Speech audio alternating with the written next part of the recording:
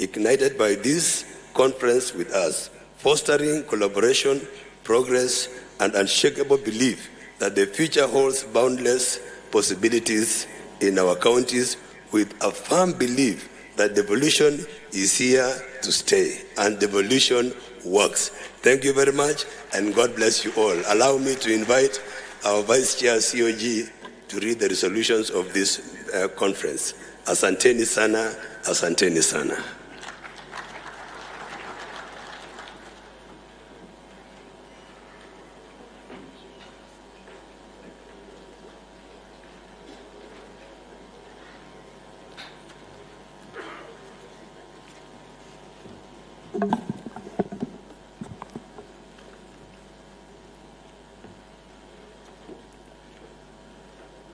Our chief guest, the Deputy President of the Republic of Kenya, Honorable Rigathi Gachagua, all protocols observed.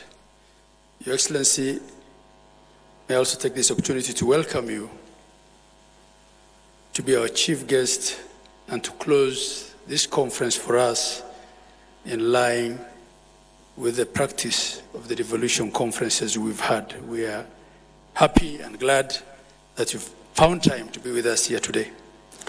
Your Excellency, mine is to read the joint communique. So this is the joint communique at the end of the Devolution Conference 2023, held from 15th to 19th of August 2023 at Eldoret Sports Club, Uasin Gishu County. Preamble. The Devolution Conference 2023 was held from 15th to 19th August 2023 at Eldoret Sports Club, Uasin Gishu County. The conference was convened jointly by the Office of the Deputy President, represented by the State Department of Devolution, the Council of Governors, the Senate, the host county, Uasin Gishu, and the County Assemblies Forum. These marked the beginning of the biennial devolution conferences. The devolution conference made the following resolutions in line with the theme of 10 years of devolution, the present and the future, and the sub-theme, driving transformation from local level, county government as the center of economic development. Resolution number 1, both levels of government, development partners, and the private sector shall in all sectors synergize their efforts and adopt a coordinated approach to partnerships and implementation of projects and programs to avoid multiplicity of efforts. And the action is national government, county government, development partners, private sector. 2, county government shall support adoption and scaling up of creative resolutions. County government shall adopt, I read that again, county government shall support adoption and scaling up of creative solutions by providing a conducive environment and incubation centers through budgetary allocation and technical support. Action, county governments, development partners, private sector. 3, both levels of government shall review the legislative framework to enhance the autonomy of county assemblies to strengthen their oversight role. Action, Senate, National Assembly, Council of Governors, State Department of Devolution, and County Assemblies Forum. 4, the national government shall create a policy framework for anchoring digitization to support operationalization of programs in all sectors, including health, agriculture, trade, and blue economy. Action, Ministry of ICT, Council of Governors, county governments, private sector. 5, both levels of government shall ensure proper coordination between the ICT departments to ensure full automation of supportive departments such as security, energy, water, and transport, among others. Action, Ministry of ICT, Council of Governors, county governments, and the private sector. 6, county governments shall ensure their own source revenue through supportive policies and automation of systems in order to enhance transparency in revenue collection. Action: the National Treasury, Kenya Revenue, Council of Governors, and the Senate. 7, both levels of government shall enhance and sustain performance management as a tool of strengthening effective service delivery. Action: Office of the Prime Cabinet Secretary, National Government Ministries, Departments and Agencies, Council of Governors, and county governments. 8, both levels of government shall explore entrenching division of revenue between the national and county governments on the projected budget for the year as opposed to using the last audited accounts. Action: Council of Governors, county governments, the Senate, National Assembly, and the Commission on Revenue Allocation, CRA. 9,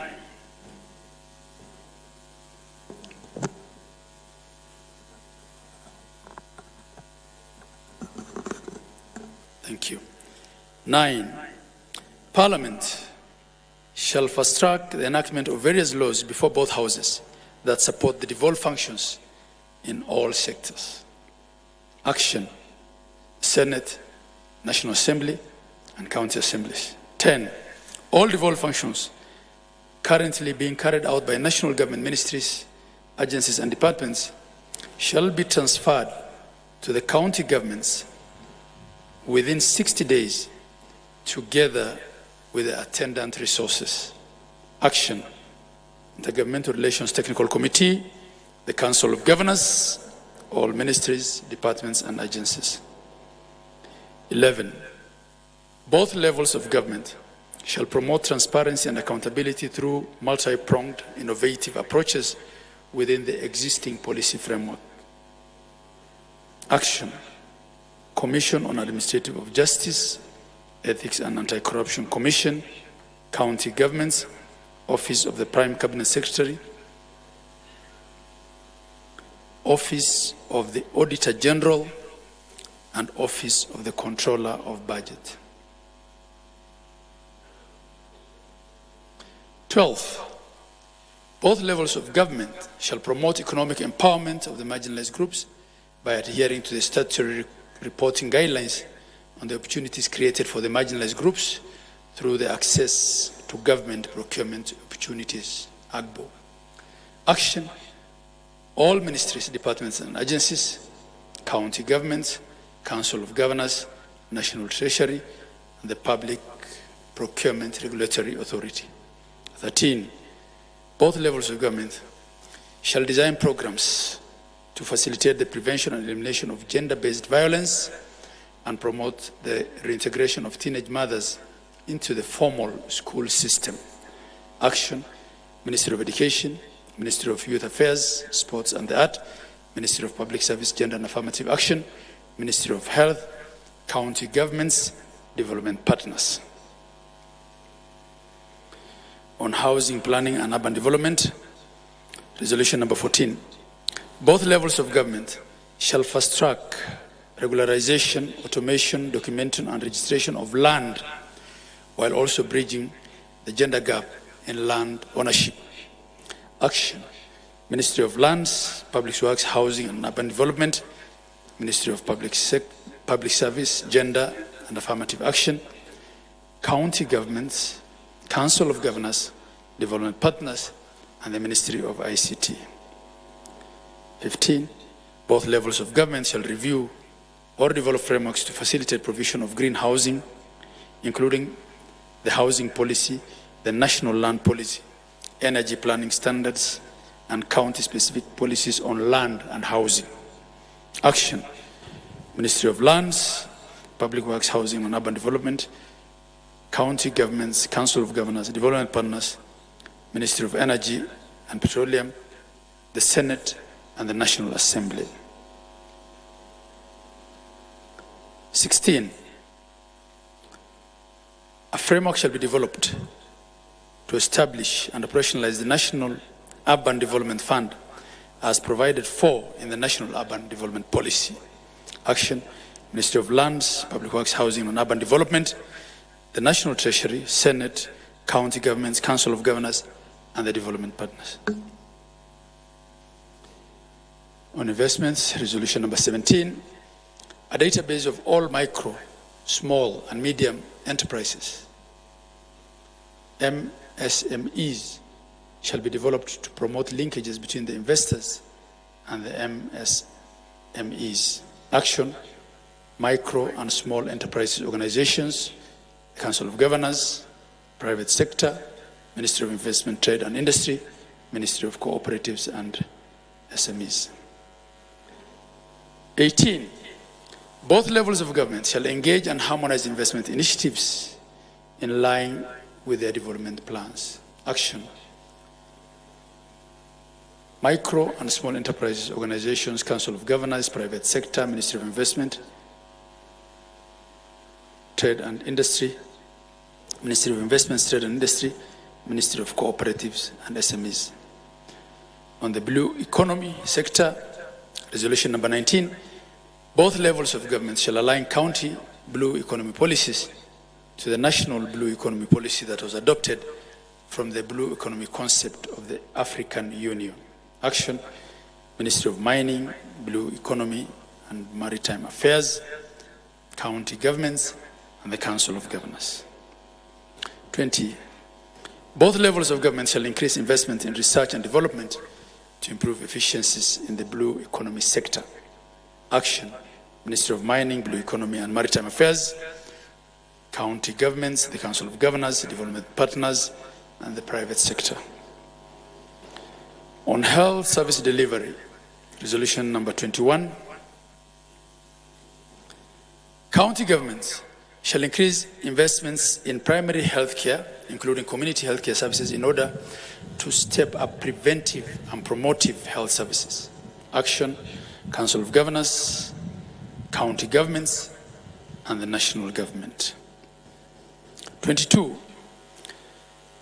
county governments shall strengthen collaboration between public and non-state actors in health for resource optimization and improved service delivery. Action, Council of Governors, county governments, development partners, faith-based organizations within the health sector, and private sector actors.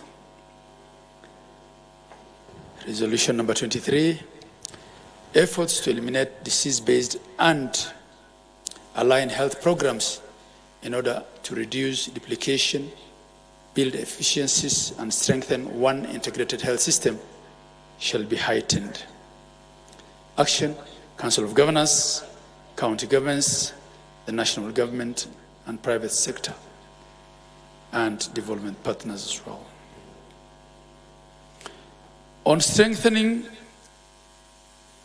of food systems, resolution number 24, agriculture shall be prioritized by investing 10% of budgets at both levels of government into food systems. Action, Ministry of Agriculture and Livestock Development, county governments, private sector, development partners. Number 25, county governments shall develop innovative products to ensure farmers get access to credit facilities and attract the youth to engage in farming. Action by county governments, private sector, and development partners. 26, the National Treasury shall rationalize the taxes on agricultural goods to make them more competitive in the market. Action, National Treasury, Ministry of Trade and Livestock Development, county governments, private sector, development partners, and the Council of Governors. On green economy transition in counties, resolution number 27, a paradigm shift in the production systems shall be explored and resources secured by mapping the resources and developing a national resource register, undertaking economic evaluation, putting in management systems, and creating incentives to better conserve the environment. Action, Ministry of Water, National Treasury, county governments, development partners, private sector. Resolution number 28, both levels of government shall engage with indigenous communities for intergenerational knowledge transfer through climate change storytelling. Action, Ministry of Environment, Climate Change and Forestry, county governments, private sector, development partners, and the Council of Governors. Resolution number 29, both levels of government shall invest in alternative sources and promote farm forestry and incentives to grow trees at community level. Action, Ministry of Environment, Climate Change and Forestry, county governments, private sector, development partners, and the Council of Governors. On empowering youth for inclusive economic growth, resolution number 30. Both levels of government shall enable a conducive environment for youth to carry out business by ensuring reasonable fees and levies for permits, especially for content creators wishing to access and use public spaces. Action, Ministry of Youth Affairs, Sports and the Arts, county governments, private sector, development partners. Resolution number 31. Both levels of government shall address mental health issues rampant among youth arising from issues that affect them, such as drugs, suicide, abuse, unemployment, domestic violence, by developing and implementing already existing frameworks. Action is required of Ministry of Health, Ministry of Youth Affairs, Sports and the Arts, county governments, the private sector, and development partners. On the recommendations of the Children's Conference 2023, the communique that arose from the Children's Conference, as read by the Children's Governor and Deputy Governor yesterday, is adopted as is, and the resolutions will be implemented by the stakeholders identified. And that communique is annexed herein. Further details of the resolutions captured herein will form part of the final conference report. The implementation of the above resolutions shall be monitored and reported by all stakeholders every 6 months over the next 2 years, and progress reported during the next devolution conference. Action is required on that on the Deputy President of the Republic of Kenya, the Chair of the Council of Governors. Finally, the next biennial devolution conference shall be held in 2025 at a venue and a date that will be communicated after consultation with all stakeholders. This communique signed by the Honorable Rigathi Gachagua, EGH, Deputy President of the Republic of Kenya, His Excellency FCP Ahmed Abdullahi, co-chair of the first biennial devolution conference and the vice chair of the Council of Governors, the Right Honorable Amason Kingi, EGH, co-chair of the first biennial devolution conference and the Speaker of the Senate, Honorable Philemon Sebulei, chairperson, County Assemblies Forum. I thank you all.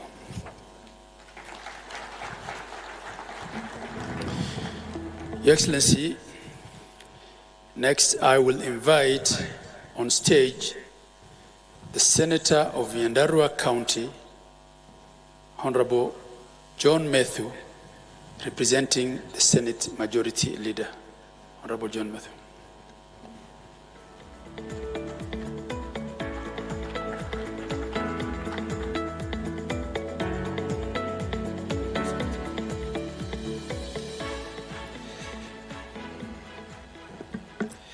Thank you very much, Your Excellency, the Deputy President of the Republic of Kenya, Rigathi Gachagua, the Right Honorable Speaker of the Senate, Amason Jeffa Kingi, the Chairperson of the Council of Governors, Governor Anne Waiguru, the Honorable Governors present, my colleague members of Parliament, both from the Senate and the National Assembly, the Honourable Speakers and members of the county assemblies, members of the Diplomatic Corps, and representatives of the development partners and agencies, distinguished ladies and gentlemen.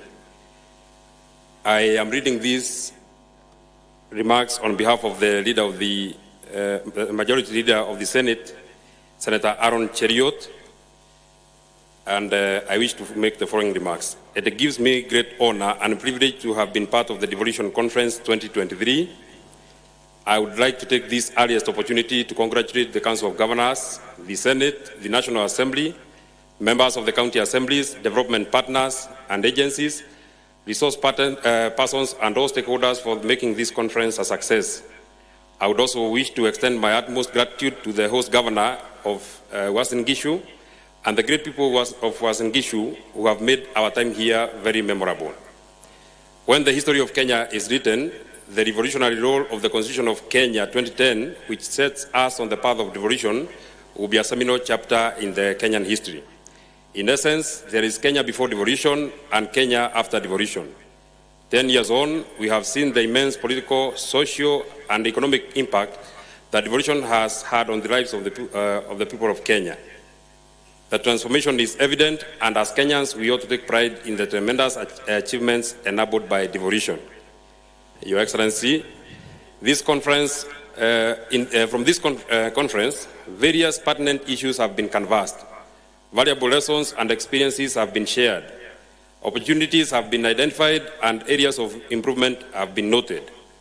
As a partner in the devolution journey and the foremost protector of counties' interests in the national level, the Senate has taken note of the resolutions that have emerged from the various discussions at the plenary and in the sector breakaway sessions.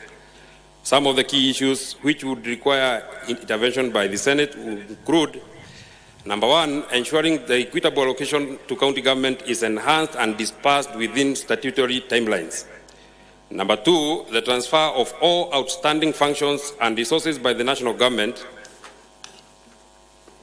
Your Excellency, we are very happy that that is not contested. The President has agreed to that and the Council had agreed to it. Number three is enhancing the financial autonomy of the county assemblies to improve the oversight and accountability, among other proposals, which again is uncontested. Additionally, there were several proposals for legislation which include a framework to enhance county-owned source revenue. One of the proposals in this regard was to encourage counties to leverage on non-traditional revenue resources, among them green bonds. A review on the legal framework on the public-private partnerships to respond to the needs of the counties. Number three, a framework on performance management in the county public service to improve service delivery.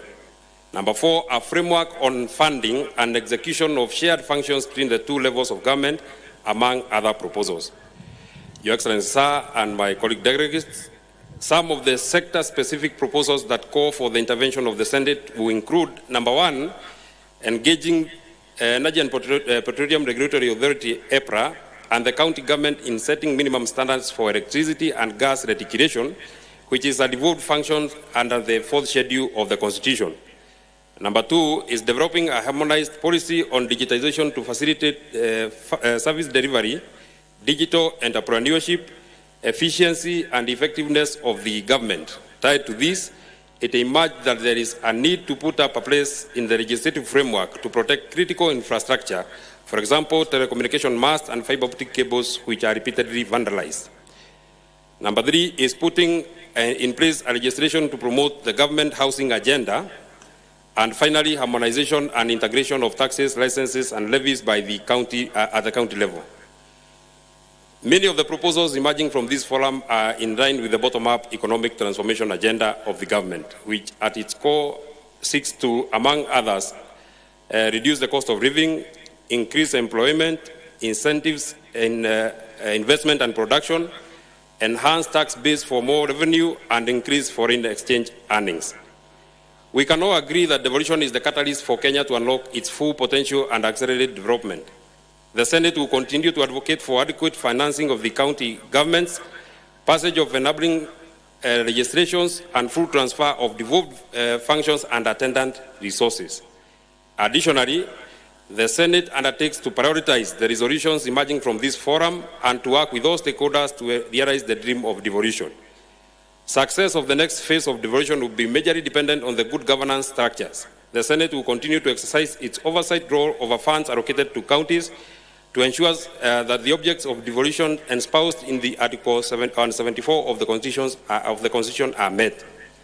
Your Excellency, sir, in conclusion, I urge all Kenyans and the media to be patriotic and emulate the U.S. Ambassador to Kenya, Meg Whitman, in speaking good about our country. Kenya is our home. Kenya is our home. Do not get distracted by those who condemn the friends of Kenya. Do not keep quiet.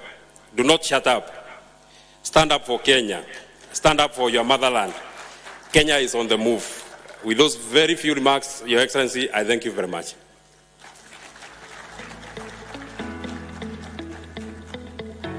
Thank you very much, Senator Methu.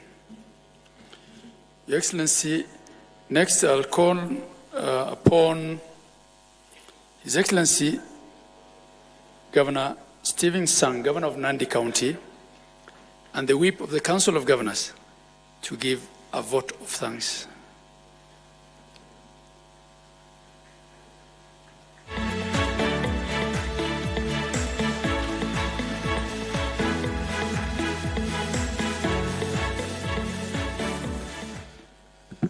Your Excellency, the Deputy President of the Republic of Kenya, Excellencies, Governors, colleagues, all our delegates, my responsibility is very brief to give a vote of thanks.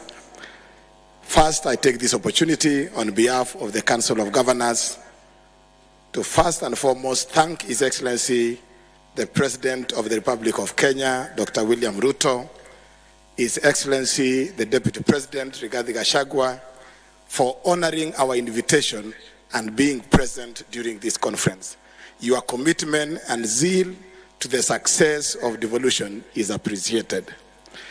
The Right Honorable Speaker of the Senate, Kingi, we want to appreciate and thank you for your commitment, participation, and leadership in ensuring that this conference is a success. May I also extend our appreciation to Right Honorable former Prime Minister Raila Odinga for continuously honoring our invite for the last 8 years of the Devolution Conference. Allow me in a special way to recognize the exemplary work by the Steering Committee, the Planning Committee, and all the other stakeholders represented here. You took your time to meticulously plan for this special event that led to a very successful conference. Asanteni sana. A special thank you to the host governor, Jonathan B., and your team from Uasin Gishu County Government for your warm hospitality. We leave Uasin Gishu County with fond memories, having enjoyed Mursik and a vibrant nightlife as you had promised us. To fellow governors, our esteemed senators, our valued deputy governors, our speakers, our members of the county assemblies, thank you for staying on through the discussions. I hope the delegates were able to interact with all of us closely. We also are grateful to the national government representatives led by the CSS, the PSS, and top government officials who put in resources and took time to participate and contribute in the discourse that will shape the agenda for the next 2 years. We value your presence and support and contributions. Asanteni sana. To the Senate football team, our worthy competitors, who showed Devolution family that it takes commitment, practice, discipline to emerge champions on the course. We are still waiting for the investigations on how you beat us to be concluded, but what we can promise you is that we will be back bigger, better, and stronger in the next Devolution Conference. And Your Excellency, Part of the suggestions that have been given about that curtain raiser in the next devolution conference is that it is good for us, even as we do our pre-conference events, that we observe the constitutional dictates, so that we compare and pair mangoes with mangoes, oranges with oranges. So we are going to have two teams in the next devolution conference. The Senate will square it out with the county assemblies in the counties, and then the COG will square it out with your office and the constitutional commissions. So, Your Excellency, the Deputy President, prepare for that match. We will sort you out at the national government, at the executive level, so that then the senators can deal with the county assembly, so that legislators can work with the legislators, the executive can deal with themselves at that level. To our sponsors, we cannot thank you enough. We could not have held this conference successfully without your immense support and partnership. Our platinum sponsors, USAID, KCB, Amref Health Africa, and Safaricom, asanteni sana. To our gold plus sponsors, FAO and EU, asanteni sana. Our gold sponsors, CPF and UNICEF, we appreciate you. Our silver sponsors, Love Fund, KEMSA, and Kenya Pipeline, we appreciate your support. Our bronze sponsors, Cooperative Bank, UNAIDS, UNDP, and AGRA, asanteni sana. Category sponsors, World Bank, Communications Authority, Tony Blair Institute, Medotronic Labs, and NITA, and all other partners, including UN Women, National Bank, Farm Access, Media Council of Kenya, EcoBank, CBM, EPRA, KNCCI, UKAID, represented by ACT, JPEGO, UN Habitat, Campaign Coalition, World Health Organization, Moi University, KenGen, Jambojet, Kenya Airways, and the National Syndemic Disease Control Council, asanteni sana. To the partners who supported the Devolution Warrior Awards, Kericho Gold, and Carter Watches, Lux and Alua, Plain Chick, thank you so much. To Eldoret Sports Club, for the lovely grounds that you gave us and the full support during the conference, tunasema asanteni sana. To Hill School, thank you for providing us with ample parking space and space to register all the over 9,000 guests this year. Asanteni sana. To our vendors and suppliers, you kept us with our demands during the preparations, but also stood with us. You have been patient with us. We are truly grateful for your dedication for the last few days. We appreciate you, and asanteni sana. To all our delegates, you are truly friends of Devolution. We will not, and we do not take it for granted. Please receive our deepest and sincere gratitude. This conference would not have been successful without your presence and participation. Pigia our makofi to all our delegates. It is the rich discussions here that have led to the comprehensive communique that has just been read. Our task now is to follow up and keenly work towards implementation of those resolutions. Devolution must continue to work. Again, thank you all for your contributions to the first biannual Devolution Conference. As you depart your various destinations, may the Almighty God go before you. Kongoi, Kongoi, asanteni sana. Thank you very much, Governor Sang. Your Excellency, next I'll invite the Speaker of the Senate, the Right Honorable Amason Kingi, to make his remarks. Mr. Speaker.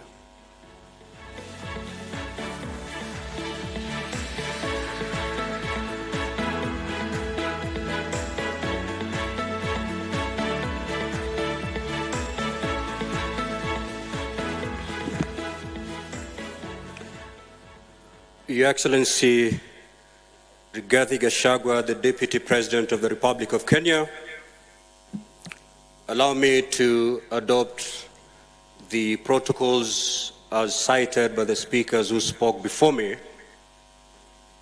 and proceed to make my remarks. However, Your Excellency, with your permission, allow me to make my remarks in Swahili.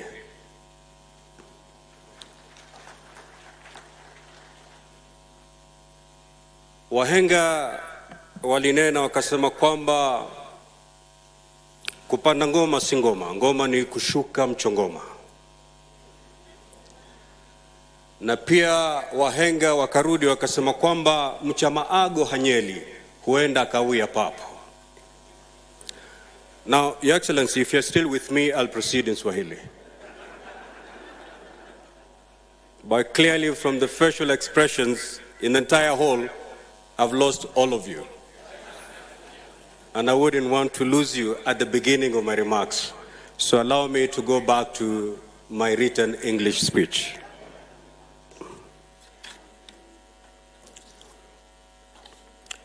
Ladies and gentlemen, good afternoon. For the 3 days we have been here, we have reminded ourselves of the eventful journey of devolved governance in the last decade, and indeed laid an elaborate strategies on how to take devolution to the next level. Nothing best exemplifies your dedication as champions of devolution than the commitment you have exhibited the entire duration of this conference. The 8th Devolution Conference, as intended, has provided us with an opportunity to commemorate the milestone in our 10-year devolution journey, identify challenges, and seek to formulate appropriate responses as we rekindle our commitment to the devolution cause. Throughout this conference, we have participated in engagements as broadly outlined in 5 thematic areas, but crystallized in the following key objectives.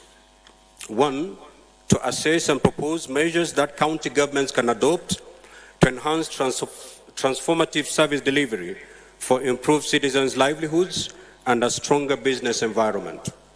2, examine the benefits of adopting technology and digitization and the potential impact on economic development and discuss strategies for promoting innovation and digital transformation in the devolved context. 3, to reflect on the trends and challenges that have been experienced in financing the devolved sector and recommend innovative approaches for sustainable and adequate financing for county governments. 4, to evaluate the effectiveness of good governance practices in promoting equitable and sustainable development in the devolved units. And finally, examine strides made in the affirmative action agenda and propose responsive measures that can be adopted to guarantee the place of women, the youth, and the most vulnerable in governance. These constitute the thought-provoking concepts we discussed and interrogated during the plenary and breakaway sessions, culminating in practical steps that we need to take with clear timelines and mechanisms for evaluation and impact assessment. Your Excellency, as we reminisce on the long journey we have traveled to this point, I was reminded of the first cohort of senators, governors, and members of county assemblies and the difficult moments they went through as they pushed to synchronize devolution with our national development priorities. This group, of which I happen to have been part in my capacity as governor, is credited with having laid a firm foundation for devolution under very difficult circumstances. I recall assuming my responsibilities as the first governor of Kilifi County without any physical office. I had to make use of what was previously my campaign secretariat on the outskirts of Kilifi town. The same scenario was witnessed in a number of counties across the country. But today, our counties boast of good office space for governors and staff, and state-of-the-art assembly premises, enabling them to serve Kenyans better. The pioneer senators, too, were not left out. They had to contend with the less than ideal Shimba Hall at the Kenyatta International Convention Center, KICC, in Nairobi, later moving to the County Hall, and finally to the current high-tech chamber at the main parliament buildings. Indeed, it has been a journey of 10 years. These humble beginnings did not dampen their spirits. In fact, it sharpened their resolve in discharging their constitutional mandate of representation, legislation, and oversight. This determination saw them secure critical footholds in favor of devolution. Back then, there was many insinuations that the Senate was a house for old men. We now know better. The Senate is in fact an august assembly of wise men and women, age notwithstanding. Today, we have a very vibrant, youthful Senate, oozing with wisdom and a great, tremendous appetite to protect devolution. To borrow the words of Chinua Achebe, these leaders have lived up to the true definition of the youth who have accepted to wash their hands and therefore won the right to dine on the king's table. Your Excellency, allow you to just mention but a few. Seated very next to you, we have the miracle Senator, Senator Karungo, youthful senator, Senator Methu, Senator Hezena, Senator Eddie Okech, Senator Chimera, just to mention but a few. These are young men and women who have fought and now occupy their rightful seats in the Senate. As we celebrate the gains and milestone in devolution, I invite you, distinguished delegates, to give these pioneer senators, governors, and members of County Assembly a hearty round of applause for having helped. Thank you for having helped chart a great cause of devolution in the face of adversity against numerous odds. Distinguished delegates and gentlemen, allow me at this juncture to briefly revisit the critical matter of the financial autonomy of county assemblies. In my speech at the opening ceremony, I alluded to the fact that county governments comprising the executive and county assemblies play a critical role to the success of devolution. Through their legislative mandates, county assemblies in particular have ensured counties had the necessary laws and policies on which service provision, project implementation, and grassroots development have been anchored since devolution got underway. The call for financial autonomy for our county assemblies is therefore fully merited and timely for the key reason that it will enhance their independence and elevate their role as oversight institutions. Ladies and gentlemen, as we speak, a landmark bill, County Public Finance Laws Amendment Bill 2023, sponsored by the Deputy Speaker of the Senate and Meru Senator, the Honorable Kathuri Murungi, and which seeks to grant financial autonomy to county assemblies, is pending in our legislative pipeline. Among other radical measures, this proposed legislation seeks to cure the mischief that for years has left county assemblies ensnared by whims of county treasuries as they seek money to defray their administrative expenses. When this bill becomes law, county assemblies will not have to go through county executive committees to do their requisition as is presently the case. I want to assure you that the Senate, as the overseer of devolution as per Article 96 of the Constitution, will expedite this legislation, which once enacted will help county assemblies break free from this shackle that grossly undermines their mandate, especially the mandate relating to oversight of county governments. Ladies and gentlemen, allow me to conclude my remarks by commending the President, His Excellency Dr. William Ruto, for the bold directive he gave when he officially opened this conference on Wednesday, that all the remaining functions that have been earmarked to be devolved under Schedule 4 of the Constitution be released to the counties within 60 days. This statement, alongside the prompt release of county disbursements that he ordered 2 months ago, do confirm that in President Ruto, devolution is indeed in safe hands. As the Senate, we remain steadfast in discharging our constitutional mandate and provide an ideal environment for rollout of these functions at the county government's level. Ladies and gentlemen, let's leave Uasin Gishu more passionate, more energized, more focused, with a single purpose to take devolution to greater heights. As we leave this place, let's engage a higher gear so that we can accelerate the progress and gains of devolution. With those few remarks, I wish to thank you for taking time to attend this conference and wish each one of you safe travel back to your destinations. May God bless us all. Thank you.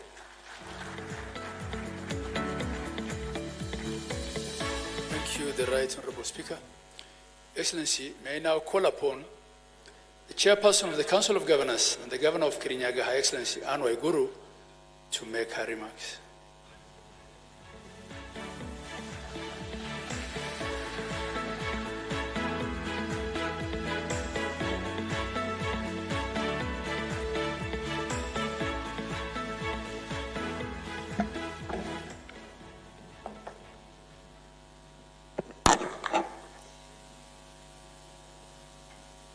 Your Excellency, Honorable Rigathi Gachagua, Deputy President of the Republic of Kenya, fellow Excellency Governors present, members of Parliament present, led by the Speaker of the Senate, Honorable Senators present, Cabinet Secretaries present, Deputy Governors present, Principal Secretaries, other national government representatives, development partners, distinguished guests, ladies and gentlemen, good afternoon. On behalf of the Council of Governors, I take this opportunity to express my sincere gratitude to all who honored our invitation to the Devolution Conference 2023 and the first biannual conference where we have had the opportunity to reflect on a decade and a devolved system of governance in Kenya.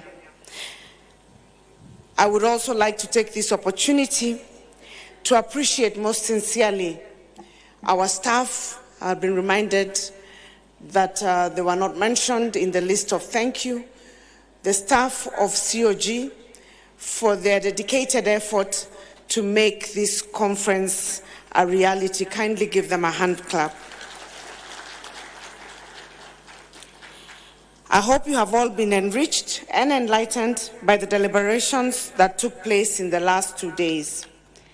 It has indeed been a great honor for the Council of Governors to host this conference on behalf of the county governments.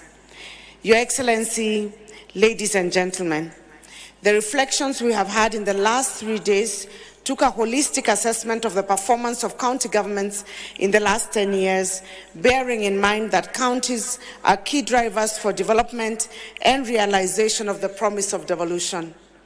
It is apparent that the face of Kenya has radically transformed positively because of devolution, and that citizens have been able to access public services closer to them.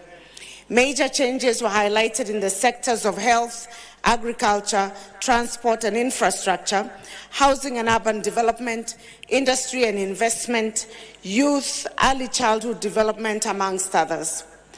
The reflections also revealed the challenges that have bedeviled devolution since its inception, and recommendations were made on measures to address them as we begin a new decade under devolution. Your Excellency, ladies and gentlemen, as we close this conference today, let me give a few highlights of the 3 days. First, I am very delighted that on the issue I raised on the county assembly's financial autonomy was not just confirmed by His Excellency, the President, but it took center stage in this conference and is part of the resolutions that we have highlighted at the end of the conference. We have also gotten a confirmation from the Senate that this indeed will become a reality sooner than later. We are 50% there. Secondly, the President reiterated his support for devolution with commitment to conclude the transfer of functions and resources to counties within 60 days. He also affirmed his government's commitment to devolution by ensuring the complete disbursement of all county resources at the end of the financial year 2022-2023. It is important to note that for the first time ever, resources were released to county governments on time in July during this financial year. It is our prayer that this good trend continues so that counties implement their budgets without delays and thus unlock their economic potential. Third, the conference demonstrated the reality that devolution has finally been accepted by all, as evidenced by the interest from the many individuals and organizations that participated or got involved in one way or another. The two levels of government and the other players have realized and resolved that they need to move away from competition and embrace complementarity through cooperation, collaboration, and coordination in the discharge of their mandates. This conference also demonstrated that it is a reality in Kenya today that nobody, whether in the public or private sector, can do anything outside the context of devolution. Accordingly, there is an increasing need for all players to understand the new governance framework in Kenya today. Your Excellency, ladies and gentlemen, in the past 10 years, a number of players at the national level of government have proceeded on the basis that their sectors are not devolved and therefore have nothing to do with devolution. However, listening to the discussions on digitalization, and particularly the comments by the CS of ICT and the Director General of Communication Authority, it is apparent that even the sectors initially thought not to be devolved and having nothing to do with devolution need to understand devolution because they are either impacted by devolution or their actions impact devolution. In short, Your Excellency, nothing in this country can move forward without the involvement of counties, a reality we are all have to happily face. It was very refreshing to hear Honorable Ndindi Nyoro suggest that there is an urgent need to start pegging the division of revenue between the two levels of government on the annual projected budget estimates as opposed to the audited accounts, as this will ensure that counties get more resources to enable them implement the many functions that they have. And that coming from the Chair of Budgets in the National Assembly is very encouraging, and we look forward to the conversation with both houses of Parliament, both the Senate and the National Assembly, to make that a reality. Your Excellency, ladies and gentlemen, as Kenyans come together to commit to strengthening devolution, we are happy and ready to work with all of you to help Kenyans realize the promise of devolution. As I conclude, I take this opportunity to convey the assurance of county government's commitment to making devolution work. We will work hand in hand with our respective county assemblies towards this end. As His Excellency, the Deputy President, Honorable Rigathi Gachagua, comes up to make his remarks, I wish to thank you once again for honoring us with your presence. I would like now to invite His Excellency, the Deputy President, to come. Thank you and God bless you.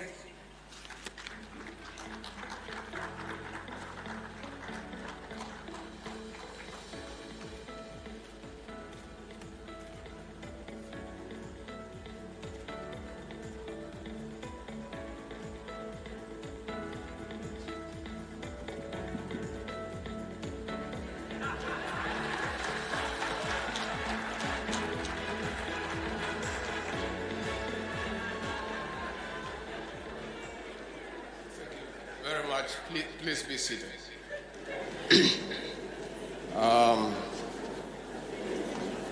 The Chair of the Council of Governors, Waiguru, the governor of Kirinyaga, and a daughter from the mountain. Excellencies governors, Excellencies deputy governors, the Speaker of the Senate, the Right Honorable Amason Kingi, the man of difficult Kiswahili, the Principal Secretary, State Department of Devolution, Terry Baika, Honorable Senators present, Honorable members of the National Assembly present, the representatives of constitutional commissions and independent institutions, heads of missions and members of the diplomatic corps, members of the county assemblies, distinguished guests, ladies and gentlemen, good afternoon. Allow me to read what my team and I have put together, and thereafter speak from my heart in a plain and simple language.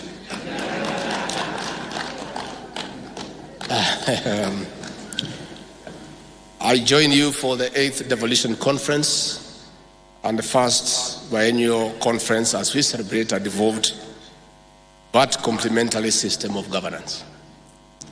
Over the last 4 days of this convening, which was opened by President William Ruto on Wednesday, we have appreciated the transformation of investing resources at the bottom of the socio-economic pyramid where they belong. As staunch believers in sparking grassroots economies, we have picked good practices and lessons for better, bolder and broader steps into the next decade of devolution. That is why the sub-theme, driving transformation from the local level, county governments as the center of economic development, is very apt. Governors, distinguished guests, at the start of our administration, President William Ruto was wrongly criticized for being purported to have cropped off the Ministry of Devolution. This was not the case. It was a case of elevating devolution to the presidency. And in less than 1 year into office, the president has shown commitment to delivering on the devolution dream because it is aligned to the bottom-up economic transformation agenda. We have no room for a failed devolution because it is the anchor of the Kenya Kwanza transformation agenda. We are keeping the promise. In our first year in office, the national government owes no county a penny. On the other hand, President William Ruto elevated devolution and placed it at the office of the Deputy President, and in this regard, devolution enjoys a direct ear to the presidency. Besides being the chair of the Intergovernmental Budget and Economic Council, I'll be given the role to be the bridge between the national government and the county governments. In short, I am the representative of the devolved units at the decision-making table of the executive.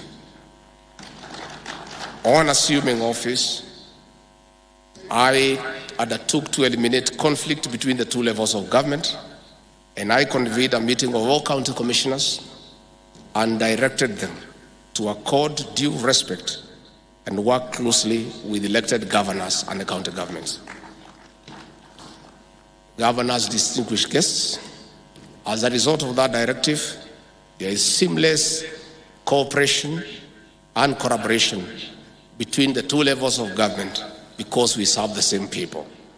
There are no Kenyans who belong to the national government, and there are no Kenyans who belong to the county government. All Kenyans are Kenyans, and they belong to the two levels of government. I have repeatedly cautioned the county commissioners and the security commanders that they must respect elected leaders and they must find a way to work with elected leaders.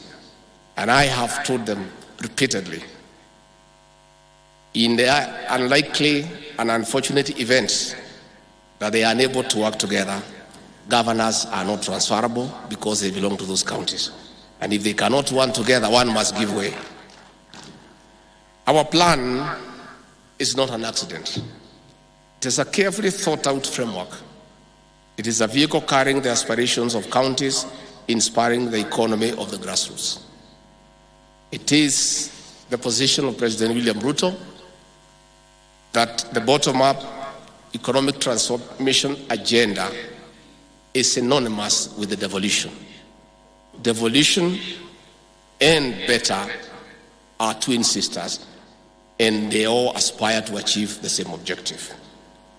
That is why collaboration and partnership, despite the distinct nature of the mandates of the national and county governments, are key. We are here to cultivate and oil our mutual working relations for seamless service delivery. The conversation of this conference, therefore, has established that devolution is not a competition, but rather a working in a complementary manner for the benefit of the people of Kenya in the respective 47 counties. Excellencies, governors, distinguished guests, the advent of devolution has led to the rise of health facilities from about 8,000 in the year 2013 to over 13,700 to date. While it is in the interest of the counties to adequately provide technical and equipment support, leveraging partnership with the national government ensures quality health service. As we collectively work to implement the universal health coverage, the national government has also given priority to preventive health care to ultimately reduce pressure on the county facilities. Governors and distinguished guests, similarly, when more than 4.5 million people in over 30 counties faced famine recently, in the worst drought in 40 years after 5 failed consecutive seasons, it was out of collaboration between the national government and the county governments that no Kenyan died from hunger. As we expect a bumper harvest, counties were key in the last mile delivery of over 3 million bags of subsidized fertilizer to our farmers in at least 40 devolved units. Such partnership has been crucial in our own illicit brews and drug abuse. We have held forums between the county governments and the national government to deal with this menace. Besides public reforms in the coffee, tea, dairy, and other key subsectors. As President William Ruto said on Wednesday in this very conference, I would like to ask counties to work with us in the registration of farmers and in delivery of phase 2 of the subsidized fertilizer distribution to the farmer. Excellencies, distinguished guests, from these examples, comparing notes between the national and county governments, it is important in strategic planning and execution of short-term, mid-term, and long-term measures. Long-term measures involve pragmatic approaches to addressing the perennial issues and rebuilding back better in resilience programs under the shared or common functions. Last month, President William Ruto tasked me to represent him at the UN Food System Summit in Rome, Italy. A lesson to pick from the summit was the importance of pooling resources and investing in establishment of structured, self-sustaining food systems. In the face of the climate change threat, which knows no national and county government functions, combined actions and investments in climate-smart agriculture will enhance the national food security and protect better the environment. With the inclusion of food trees in the equation of planting 15 billion trees by the year 2032, we move closer to addressing the negative effect and impact of climate change. While this conference has also listened to the voices of the children, it is also a moment to decide on establishing a long-term framework on the school meal program, with counties having hired over 51,000 ECD teachers.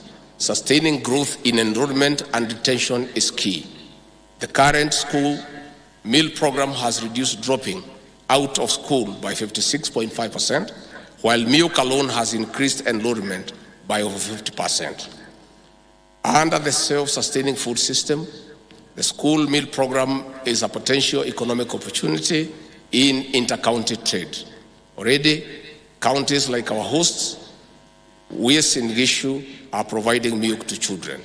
This is a source of market for the dairy farmers. Our administration has also doubled funds for the school meal program to 5 billion Kenya shillings to cater for about 4 million learners while benefiting our farmers. As more counties embrace the meal initiative, there is need for a formal framework to expand and extend and sustain the program, which touches on our farmers directly. This is the real bottom-up development plan, as it will allow counties exchange their products. Excellencies, governors, distinguished guests, intra and inter-county trade is an essential component now that more than 90% of our counties keep missing own source of revenue collection targets. It is time to strategize and implement better plans of cooking a bigger cake for sharing. This is the ultimate answer to easing the revenue demands from the national government and reducing dependence. While we are empowering the counties to be economic powerhouses, we take note of the vulnerable groups of people amongst ourselves. They include orphans, the elderly, people living with disabilities, among others. They are at a risk of being left behind. The national government is rolling out another registration in September. We seek to partner with the counties in dignifying these special groups as conceived under the Inua Jamii program. We invite you to work with us in the registration process. On the other hand, the national government is working hard to securing our nation.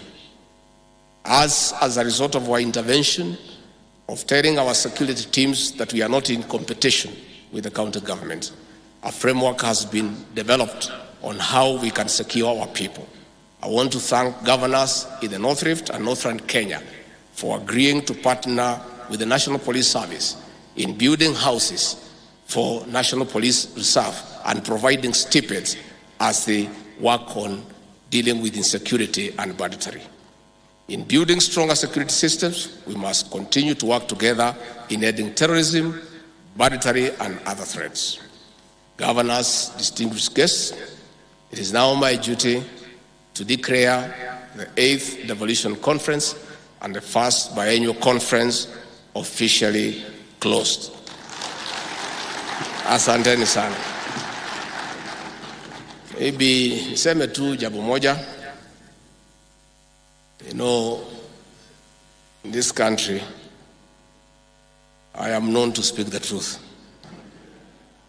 And you know, many people have a problem with the truth. Many people. And this new Kenya, we are trying to get everybody to accept the truth as it is.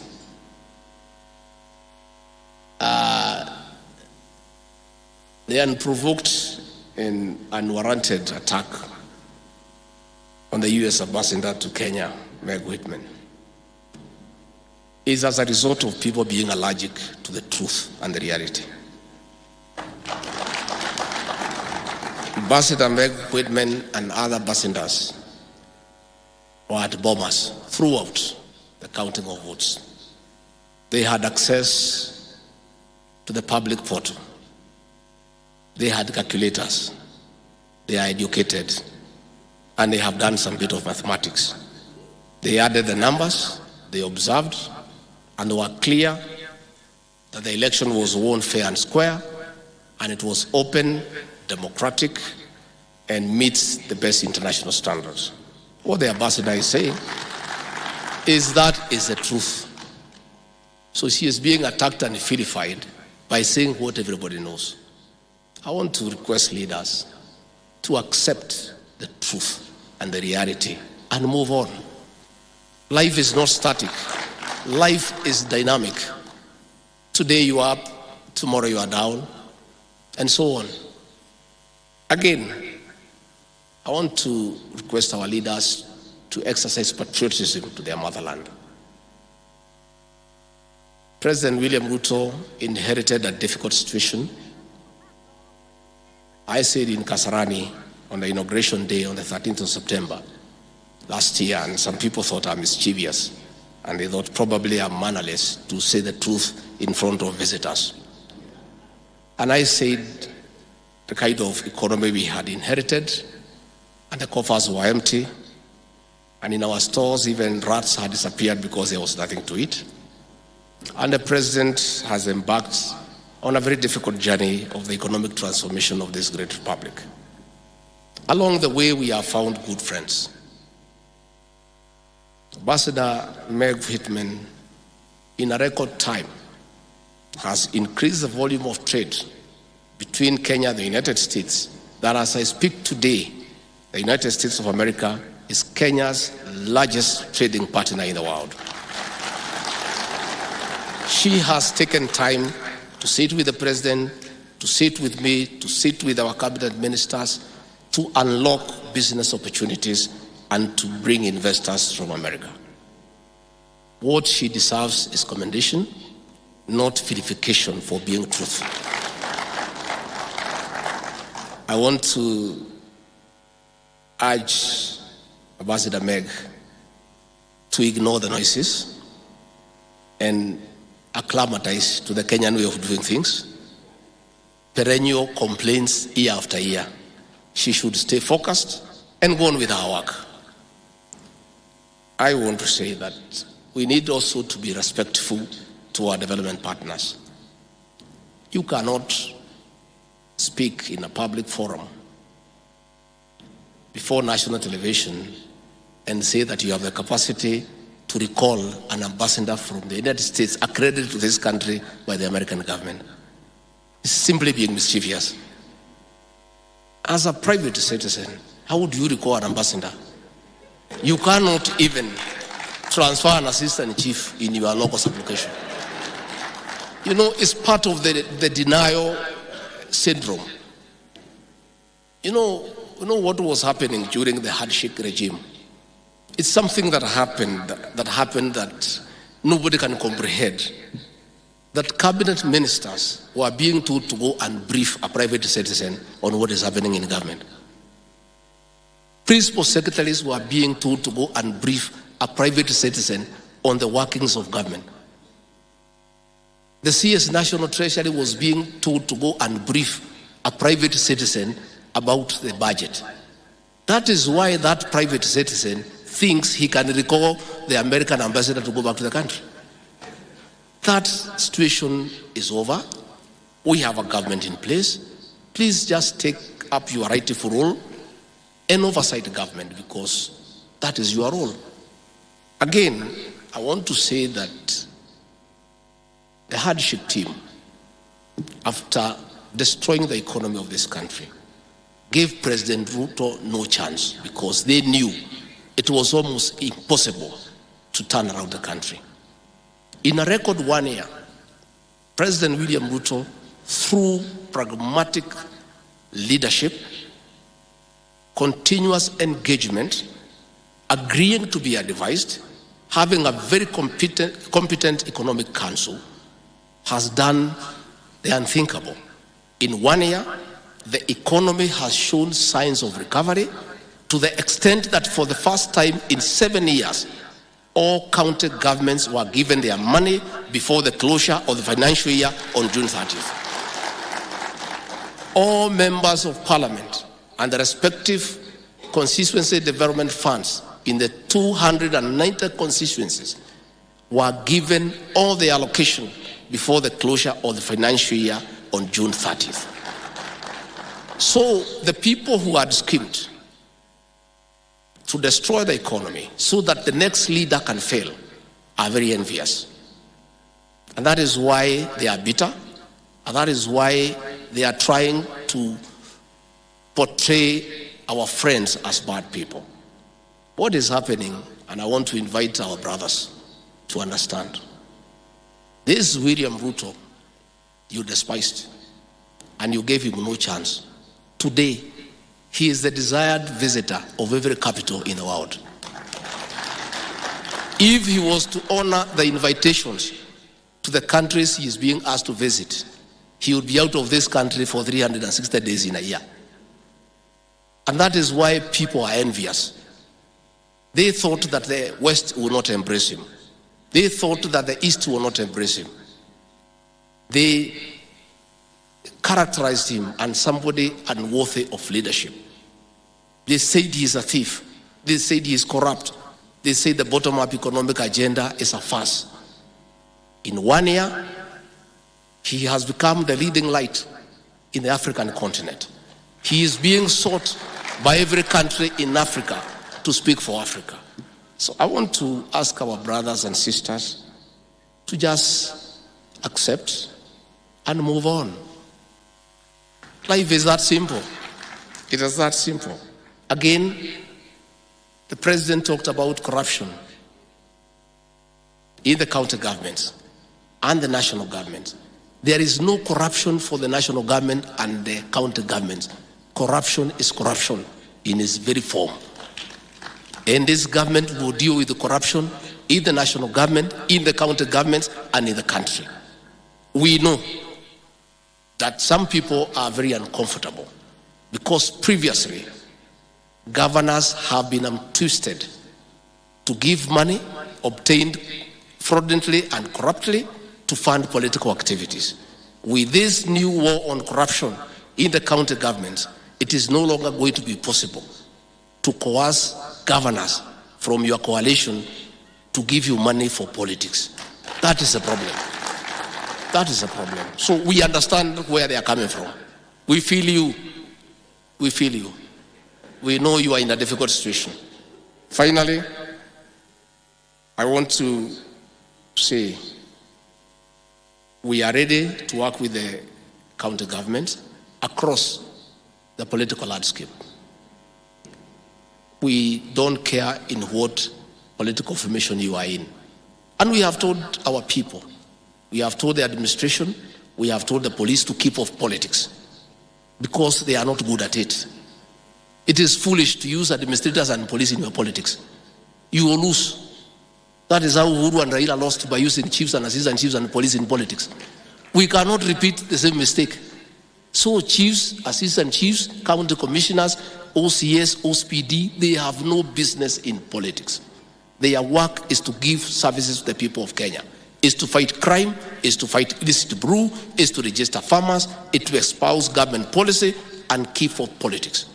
Even governors elected on the opposition platform will enjoy the services of the administrators and the police and everybody else in an equitable and fair manner like the rest of the country. And therefore, let us work together. I am available for consultation with the COG in a structured manner. I'm available to individual governors. You don't need an appointment to come to my office as an elected governor. Anybody who has been elected by 100,000 people, it's not a joke. That is somebody who needs no appointment to go anywhere. Being 100,000 people who slept in a different home and they have not talked, and they all come to the ballot and decide you are the right person, you are somebody to be respected. So you don't need an appointment to come and talk to us. And those who have come to me, where you have challenges with our administrators, I have taken remedial action, and I will continue to do so. I'm told that when I answered the governor of Migori in Alliance, some governors were uncomfortable that I was disrespectful. I wanted to make a clarification. I was not talking about governors. I was talking about every Kenyan who has been denied security for bad behavior. And I will say, when they are good behavior, we shall review, and we are reviewing. Okay? And it's not just governors, even presidential candidates, even running mates, even very senior people, former vice presidents, including ministers, everybody who needs to carry a firearm, your temperament must be right. That is the law. What we are saying is, we cannot allow our officers to be in maandamano because they'll have to fight their fellow officers, and it is wrong. We are saying, if these mandamanos require so many officers, we must look for those officers from somewhere. And we start with those who are planning so that they can come and help us to beef up security. But if these demonstrations are over and there are no issues, you can just get your officers back and continue with the life. That's what we are saying. And from what I can see, I think it looks like it's over. So once we are sure it is over, you have your officers back and you carry on with your job. That is all. I think we are very fair. We are very fair so that officers are dignified. and governors are provided security so that they are able to carry out their work. We only had a problem when we had a shortage of officers, and we needed more officers, and the people who are planning were having some of the officers. So we needed to get them to come and fight them and then go back. Because it's only fair, because that's the way things are done. So mimi nimeshukuru sana, and I really want to thank you. And this devolution must work, because the bottom-up economic transformation agenda must work. So the two have a symbiotic relationship. For one to work, the other one must work. So the President and I and the rest of us will support devolution. And it is my commitment, all factors being constant, governors will receive their monthly disbursement on time. But we also want to ask you governors to be fair to us. When these disbursements were late, you are shouting everywhere about it. Why don't you even spare 2 minutes to say that now you are receiving money on time, so that you tell the people of Kenya? It's only fair. If you are complaining you did not have to Kenyans, when you get, you have a duty also to inform them that you are getting. So it's important also to be fair to each other. So, COG Chair, at least I'm happy you have acknowledged that we have given you disbursement on time, and that should continue. And I want to tell you the economy is improving and is doing much better. Even when we come to negotiations next year on the division of revenue bill, I believe we'll have a better conversation. We'll have a better conversation. And when the economy improves, the governors, you are the first people to know, because wananchi will know, because they will feel the impact of an improved economy. And we have no desire to keep money away from you. We'll give you the money when we collect it. And we must collect it from somewhere, and we will collect it from the people of Kenya. So we want governors to support what we are doing to collect more money so that we pass it on to you. It doesn't make sense for any governor in the 47 counties to oppose the finance bill, because the finance bill is about raising money to give you another Kenyans. So if you complain we are collecting money and you still expect money from us, then there is a problem. So mimi nimeshukuru sana kwa kunialika hapa, and we look forward to be meeting you from time to time as we continuously engage. Invite me to come now, we launch your projects. That is the docket in my office. And as I said, there are no Kenyans for county governments, and there are no Kenyans for the national government. They are the same people. The same people who elected you as governors and senators are the same people who elected President William Ruto and I. We serve the same people. Let us work together, let us collaborate, let us cooperate for the benefit of the people of Kenya. With those very many remarks, asanteni sana, Mungu wabariki na wabariki sana.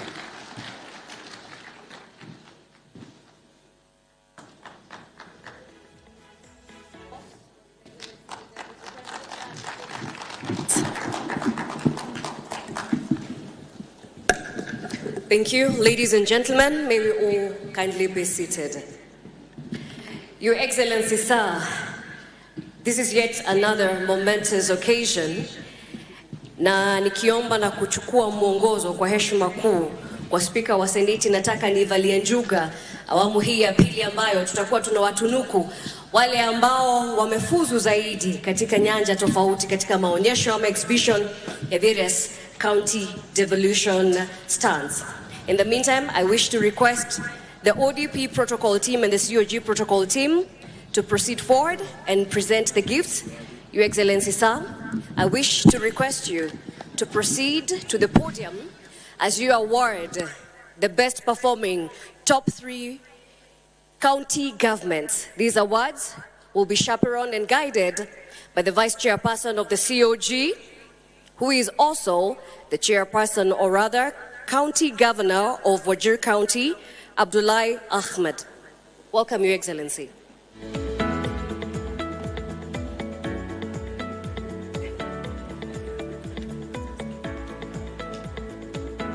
Thank you very much. Your Excellency, the Devolution Conference 2023 exhibitions attracted a total of 226 institutions, comprising 42 counties the national government ministries, departments and agencies, private sector, NGOs, development partners and the media. The voting for the best exhibition booth has been guided by the following criteria: content and relevance. This parameter assesses the depth, clarity and relevance of the information presented in the booth. Engagement and interactivity. This factor gauges the booth's ability to capture and retain the attention of attendees. Innovation and creativity, a criteria which looked at the originality of the booth, its presentation style and content delivery. And lastly, design and aesthetics, which parameter evaluated the visual appeal and the layout of the booth. Based on the above criteria, Your Excellency, the delegates were requested to vote for the best exhibition booth, with a total of 2,139 delegates casting their votes, and the results are as follows. Second runners-up,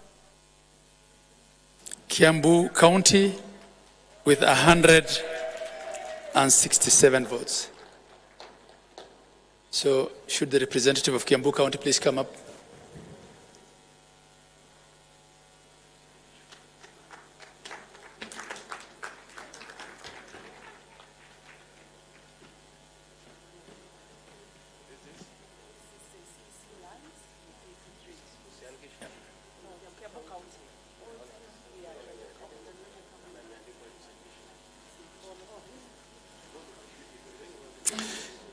The first runners-up, Kitui County with 554 votes.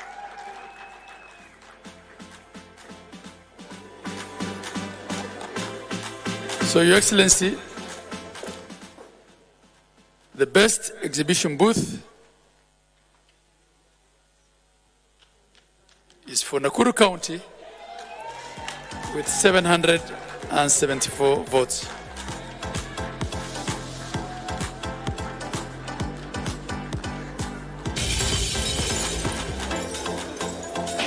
No, Kiambu first, then Kitui. Your Excellency, Kiambu County will get a trophy.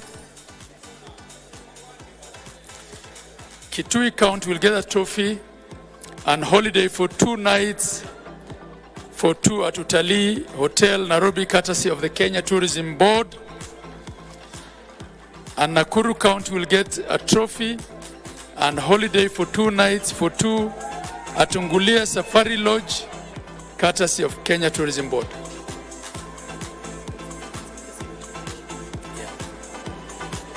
Next, Your Excellency,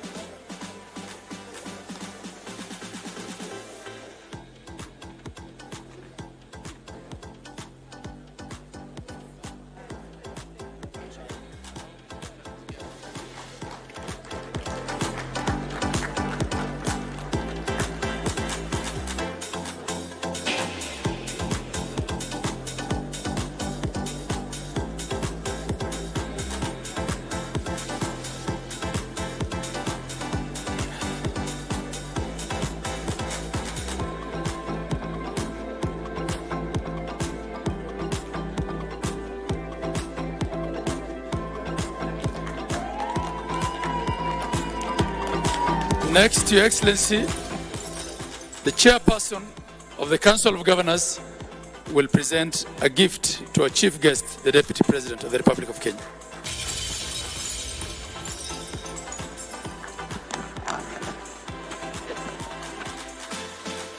There we have it, COG presenting a gift to the chief guest, the Deputy President of the Republic of Kenya.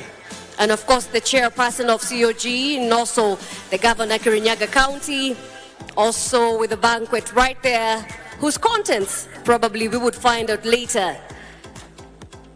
There we have it, Nandi, Governor, His Excellency Stephen Sang, equally presenting documentation which is summative of what has been the 8th Devolution Conference. Remember, it's been a stock-taking moment right here for COG and across all 47 counties. Your Excellency, sir, we still request you to bear with us as we invite the PS, Devolution, State Department of Devolution from the Office of the Deputy President, as we proceed now to the photo session. Welcome, Madam PS. Let's also prepare right after. We'll also have the Council of Governors. Therefore, all Excellency Governors kindly do prepare. Thereafter, we'll also have Senate. And after that, we will have all our partners, all our organizers, international and national.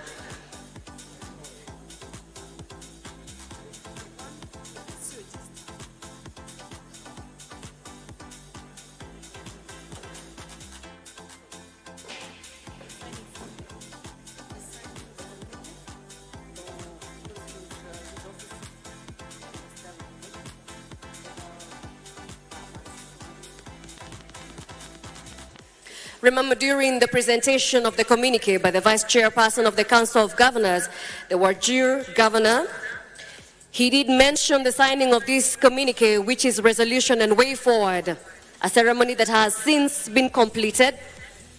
We have present from the State Department of Devolution, also domiciled in the Office of the Deputy President, Madam Teresia Mbaika, the PS Devolution, present to witness the signing of the communique. Ladies and gentlemen, of course, let's give a round of applause.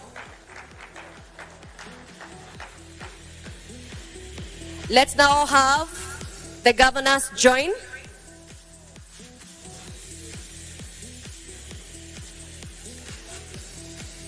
Governors, please.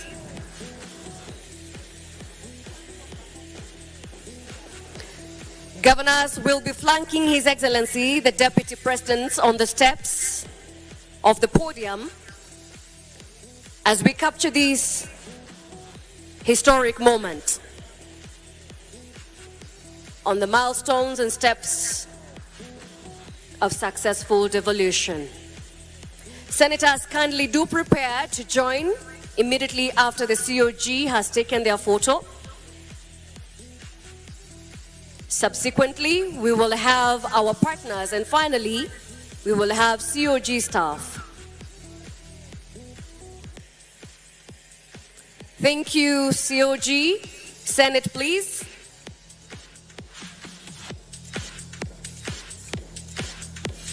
Tunaomba senata wetu ambao wanatunga sheria katika seneti yetu kujiunga naye mgeni wetu rasmi siku ya leo, Mheshimiwa Naibu Rais, tunapochukua picha hizi za kumbukumbu, ikiwa ni kikao hiki cha 8 kinachoangazia serikali ya ugatuzi. Seneta wetu wanapochukua picha hiyo ya kumbukumbu, ningependa kuwaomba all our partners, all our organizers, national and international partners, kindly prepare and proceed to the podium.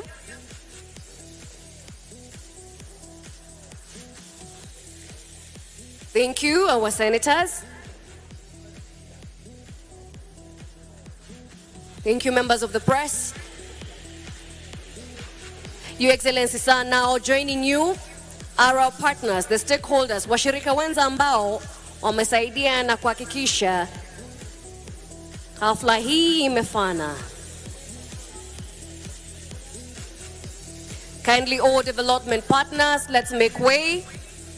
Flanking His Excellency, the Deputy President, as we come to the close of what has been a successful week-long 8th Devolution Conference. Members of the COG staff, please. Kindly prepare.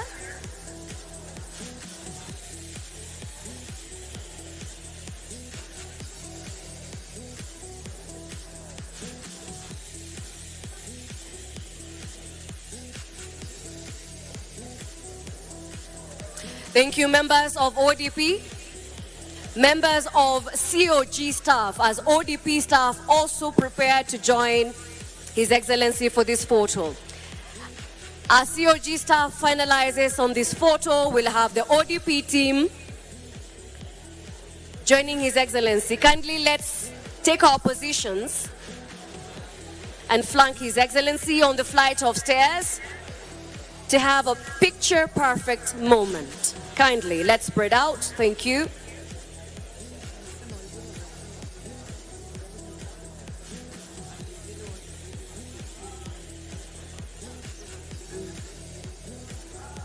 Thank you, members of COG. Finally, ODP staff, please, let's make haste.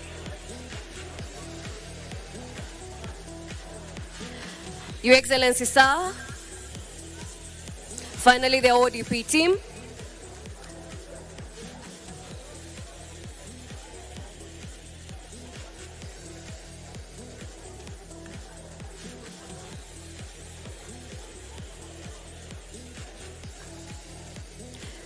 Thank you, ODP staff, Your Excellency, sir. We have now come to the close of our event. Your Excellency, we may proceed for our lunch break.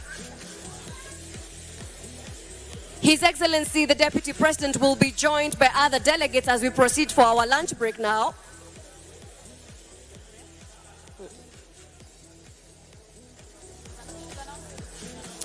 Thank you and good afternoon.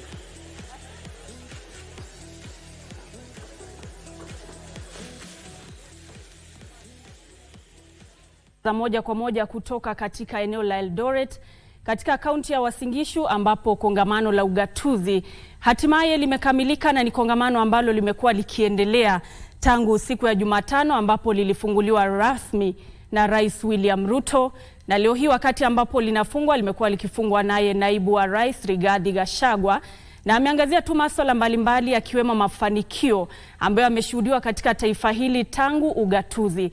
Imekuwa ni miaka 10 ya ugatuzi, kumekuwa na changamoto si haba, na pia mafanikio yamekuwa mengi, manake huduma zimekuwa zikiletwa karibu na mwananchi.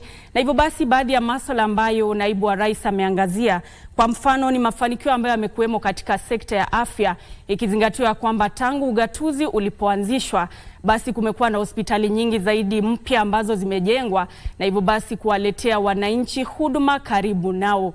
Na vile vile naibu wa rais alipokuwa tu akitoa hotuba yake, amewasihi wale viongozi mbalimbali wa kaunti kushirikiana na serikali kuu ili kuhakikisha kwamba mwananchi anapata huduma bora zaidi, huku akisisitiza kwamba ugatuzi ama mwananchi si mwananchi wa serikali kuu au serikali ya ugatuzi, ila ni mwananchi wa Kenya kwa ujumla. Na vile vile ameangazia tu masuala mbalimbali kama vile umuhimu wa wale makamishna wa kaunti kushirikiana na magavana katika kutekeleza majukumu yao, na vile vile akawahakikishia magavana ya kwamba kuelekea katika siku za usoni basi serikali za kaunti zitakuwa zinapata fedha kwa wakati ambao unastahili. Hayo tu ni baadhi ya masuala ambayo yameangaziwa pale wakati ambapo kongamano hili la 8 la ugatuzi limefungwa rasmi katika eneo la Eldoret, kaunti ya Uasin Gishu. Na bila shaka mtazamaji, tutakuwa tunakupa taarifa zaidi kwenye taarifa zetu hapo baadaye, lakini kwa sasa hivi na kusihi tu tupumzike, kisha nitarejea baada ya muda usiokuwa mrefu ni kuletee matangazo kwenye kipindi cha Kurunzi Mashinani. Usiondoke.